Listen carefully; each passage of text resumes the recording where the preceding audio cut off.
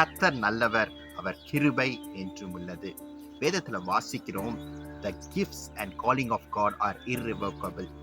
தேவனுடைய கிருபா வரங்களும் அவருடைய அழைத்த அழைப்பும் மாறாதவைகள் என்று நம்ம வேதத்துல வாசிக்கிறோம்.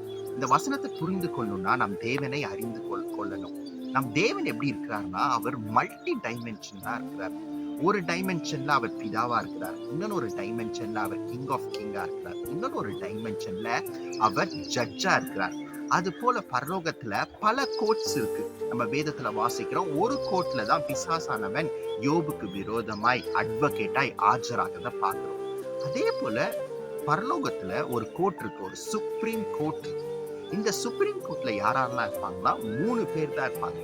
பிதா, குமாரன், பரிசுத்த ஆவியான். 3 in 1, 1 in 3.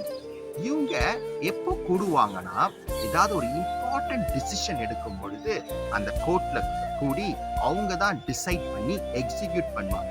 எக்ஸாம்பிள், ஒரு இம்பார்ட்டன்ட் டிசிஷன் எடுக்கணும். கர்த்தர் தூதனை மகிமையாய், லூசிஃபரை மகிமையாய் படைத்தார். ஆனா பெருமை நிமித்தம் அவன் மண்ணானான். இப்போ கர்த்தர் ஒரு இம்பார்ட்டன்ட் டிசிஷன் எடுக்கணும். ஸோ இந்த சுப்ரீம் கோர்ட்ல எல்லாரும் கூடுறாங்க, கூடி ஒரு டிசைட் பண்றாங்க, என்ன பண்ணலாம், நெக்ஸ்ட் என்ன பண்ணலாம்.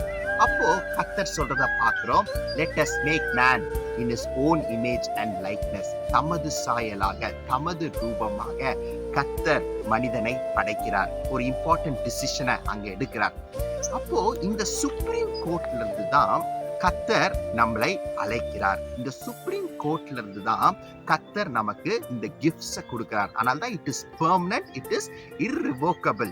கர்த்தர் நம்மளை அழைக்கும் பொழுது, நம்மளை உருவாக்கும் பொழுது, நம்மளுக்கு இந்த வரங்களை கொடுக்கும் பொழுது எந்த மனிதன் கிட்டையும் டிஸ்கஸ் பண்ணல, எந்த தூதன் கிட்டையும் டிஸ்கஸ் பண்ணல, எந்த ஒரு சாத்தான் கிட்ட கூட கர்த்தர் டிஸ்கஸ் பண்ணல.